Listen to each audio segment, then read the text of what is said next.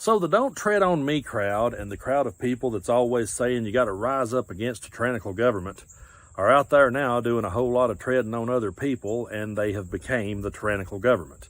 And really, when I think back on my life to all of the arguments that I've ever had with Republicans, I have watched them turn in to everything that they used to argue against. They used to be the party of, we're going to pull ourselves up by our bootstraps and we're going to make our own way in this world and we want less government in our lives. And then the deeper in the weeds you get with them, you realize that they can't pull themselves up by the boots unless Donald Trump does it for them. And you realize that as long as the government is terrorizing everyone they disagree with, they don't mind if the government treads on people. They don't mind if other people's rights get stripped away. So when I think back on all the arguments I've had, going all the way back to when I was a kid, all the way up till now, everything they ever argued for, now they fully embrace. I can't count the arguments that I would have with conservatives over the years saying, Democrats are going to take the guns.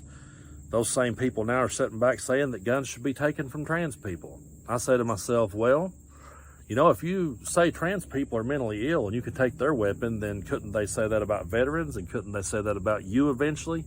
And that's what this all circles back to. We're going to watch a clip here in a minute that's pretty disturbing, so I'll go ahead and give you a trigger warning up front. But this all circles back to eventually this is going to happen to them.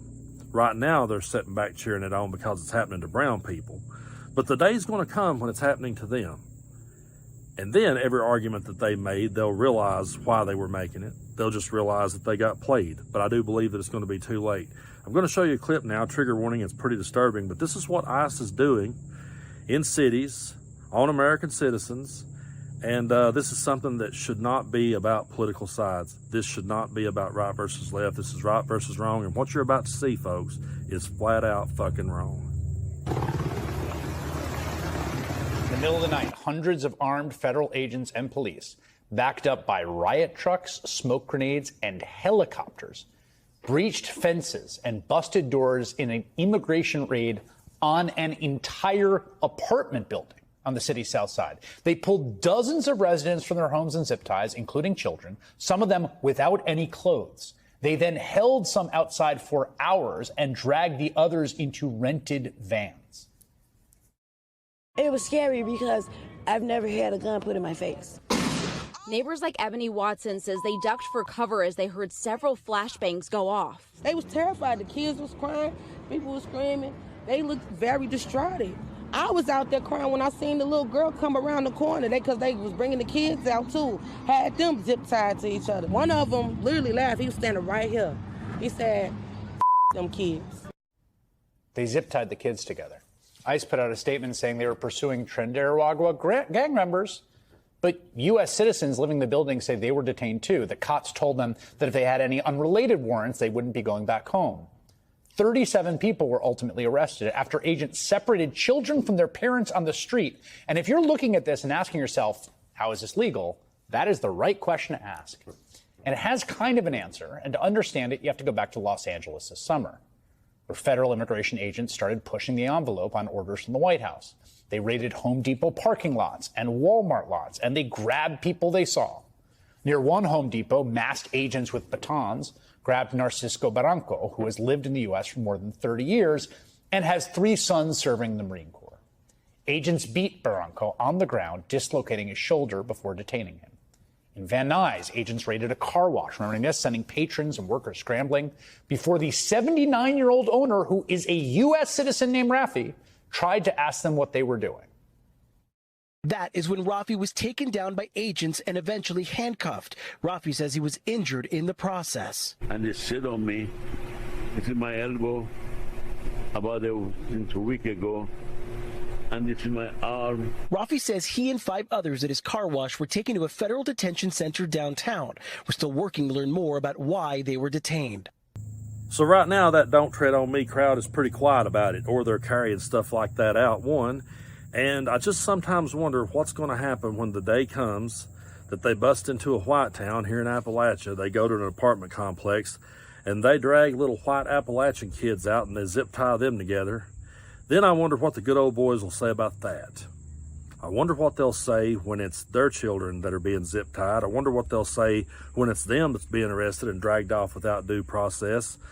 I wonder what they'll say then once it hits them. And sadly, all of this is going to have to hit them before they ever wake up and understand what's going on. And now ICE is talking about also wanting to have social media surveillance. They want to be able to look into our social media accounts and see what everyone is saying so they can arrest people.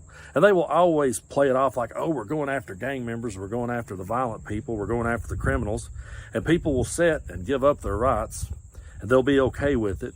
And the very people that said they were going to, they'll get my guns when they pry from my cold dead hands, are willing to just hand over so much in the name of, we have to own the libs. And it's truly disgusting and truly sickening. But if you flip this script and you said that a Democratic president was carrying out any of this, or Joe Biden or Barack Obama or Gavin Newsom or whoever comes down the line next, if any of them ever done this, you would hear complete outrage. And you would see good old boys taken to the streets then. You would absolutely see them going for it then if it was a Democrat carrying this stuff out. But they never stop and think about, you know what, right now we're giving this tyrant full control. And we're going out here and we're joining up with ICE so we can be tyrants too. We're going to flex and we're going to show everybody how much muscle we have.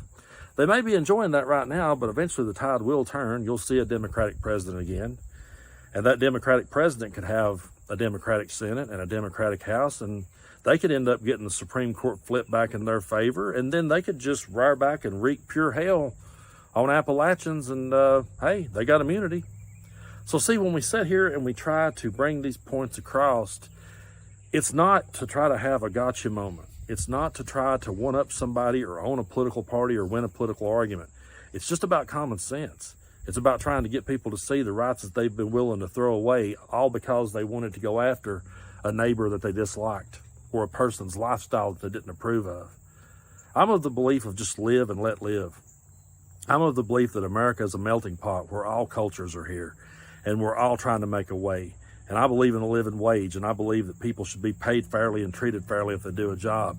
And I believe that everyone should have health care. I believe it's a right. I don't think that it's something that, J.D. Vance wants to sit and say, oh, when you go to the waiting room, there's illegal immigrants ahead of you. I don't care who's ahead of me. I'll wait my turn, because I think we should all be treated. I think women should have control over their own bodies. I think the gay and trans community should be allowed to live the life they were born to live. And I think people coming to this country should be welcomed and celebrated, because immigrants are the backbone of our economy. And I think we need to live in a world where the government can't just look over at somebody for the color of their skin and go kicking down their door and dragging them out and zip tying naked children together. And I don't think those are radical beliefs to anyone out there that wants to say I'm some sort of radical left lunatic or I'm Antifa. I'm absolutely anti-fascism. I'm absolutely anti that. And anybody should be. Our forefathers were. All of our grandfathers that fought in World War I and II, they were definitely anti-fascism. That's why they went and fought. And so really all we're doing here every day is just sitting here trying to bring awareness and raise people's, awareness and make them think that, hey, you're cheering and flexing now, and maybe you're getting off on it. But there's going to come a day that it's going to happen to you, and then who's going to be there to save and protect you? We should all be standing in this together. This is a moment where history is watching. I say that every time, and I'm going to keep saying it. I'm going to keep reminding people that history is watching, because we didn't have social media platforms that we can go back and examine from 1930s Germany. We can't go back and look to see what kind of stuff people are putting out in the world, because they didn't have a cell phone in their pocket. They weren't able to build platforms and build networks to talk out against the tyrant they had. They didn't have any of those things. The best they had, some of them, was just writing on a wall that they scraped in with a nail. So we live in a world now where everyone's putting themselves out there into the world. I don't have a problem with my quotes being shared after I'm dead and gone. I don't have a problem with you putting my quotes up next to some right-wing influencers all day long. You can put mine up there beside them from now on. And if there's the other side of this, I'll be sitting beside my grandpa going, hey, we tried. Because I can't imagine what it would be like to be filled with so much hate and so much rage toward other people that I could sit back and watch this happen. So to that crowd that was going to rise up against the tyrannical government, that crowd that said, oh, don't tread on me, turned right into the tyrannical government, and they're treading all over everybody. And I'm just going to say it. Anytime you're having an argument with a Republican, they're projecting onto you who they are. Anything that they're saying you're trying to do, and you're sitting there with your hands up going, no, I'm not doing that. I don't want to take away your rights. I don't want to take away your guns. I don't want to take away your livelihood. I don't want to take away your Second Amendment right. I don't want to take away your First Amendment right. While you're sitting there saying that, they're saying, yeah, you are. Yeah, that's what you want to do. Just know that they have every intention of doing it to you. Because like I always say, and I just want to drive this point home, those are the kind of people we are up against. So when you go to vote and you're sitting there and you're looking around at the issues, and maybe there's one or two issues that just really means the world to you, more so than any other issues, you may look at those and go, well, okay, who's going to make my life better? Well, take the one issue you have and then come up with your top 5. Find your top 5 issues that you have. Put the number 1 issue up there. You have every right to have it. Put that issue at the top. Think of 4 more for me, okay? Think back to what Donald Trump and MAGA has done on those 5 issues and see how close they come to fixing those 5 things, and I guarantee you they didn't fix a one of them. So if you're sitting over here looking at some Democrat going, well, they've not really said enough. They've not really said enough to please me on these 5 things. Well, look over at the ones who had the chance to do it and didn't. There's your difference. When people says, well, Kamala Harris didn't say enough, but turned around and voted for someone who did more than we'll ever be able to repair. It's high time that people stop and really think.